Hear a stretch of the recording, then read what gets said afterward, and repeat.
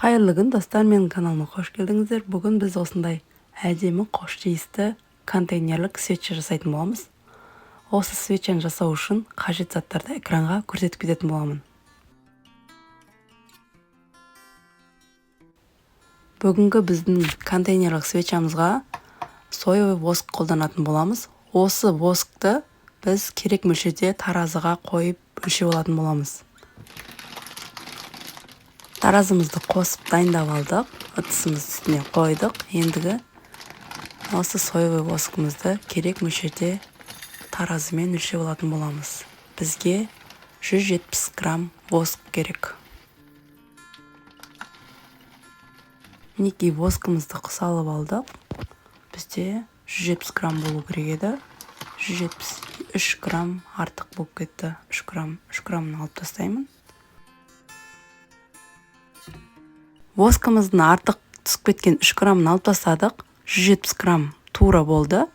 Енді осы воскты водяной ванночкада ерітетін боламыз. Водяной ванночка дегеніміз бір ыдысқа су толтырып, сол суға темір ыдыстағы воскымызды қойып еріту. Свечамызды осылай водяной ванночкада еріте бастаймыз. Ендігі осындай бізге термометр керек. Термометр бізге температурасын қадағалап отыру үшін керек болады.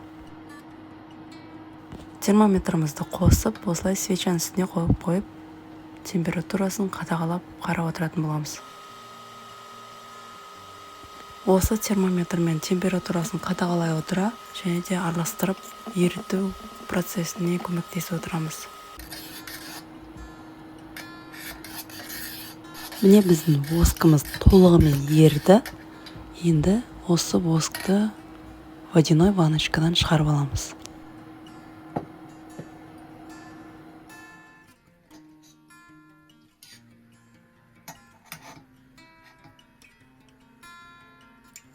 Енді осы воскімізге шамал суығаннан кейін иіс майы қосатын боламыз. Менде бұл жасмин иіс майы. Осы восктың граммына байланысты 4-5% қосуға болады. Мен шамамен сол 10 тамшыдай тамыздым көз мөлшермен өлшеп. Енді жақсылап осы ағаш таяқшамен араластыратын боламын.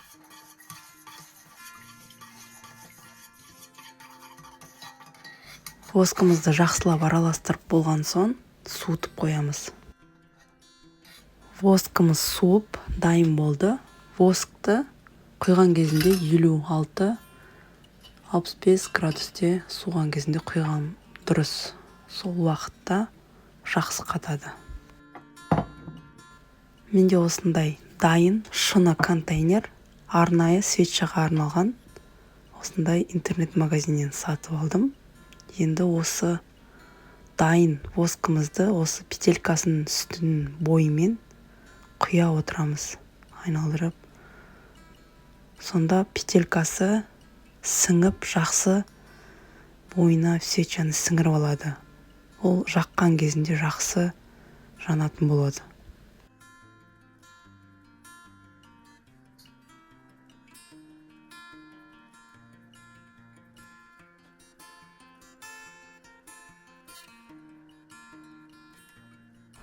Свечамызды толық құйып болғанға дейін осы петельканың бойымен айналдыра отырып құйып шығамыз.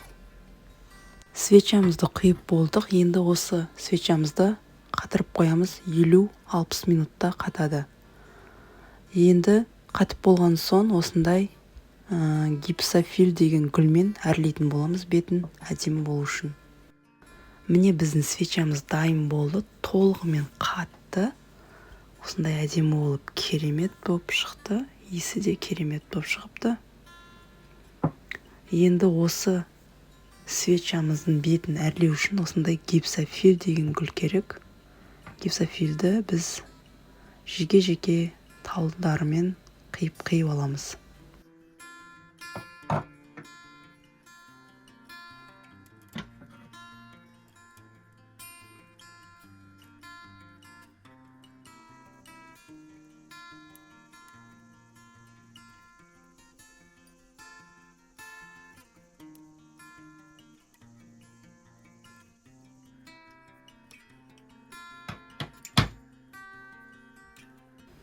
мінекей гипсофилімізді де қиып дайындап қойдық бетін әрлеуге.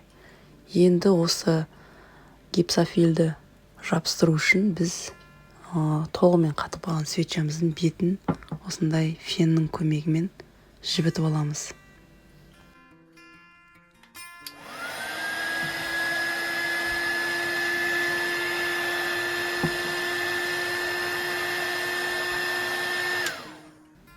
Мінекей свечамыздың бетін фенмен жібітіп алдық. Енді гипсофилді бір-бірдеп әдемілеп қойып бетіне әрлеп шығатын боламыз.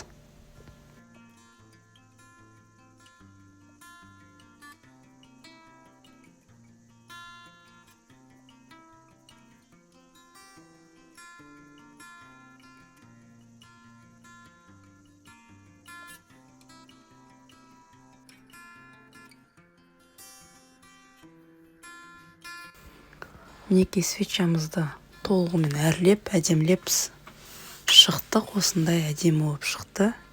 Енді соңғы әрлеуші осындай өздеріңіздің логотиптеріңіз болса, соларды жабыстырсаңыздар болады. Менде бұл дайын интернет-магазиннен алынған осындай свечаға арналған наклейка. Сонымен әрлейтін боламыз.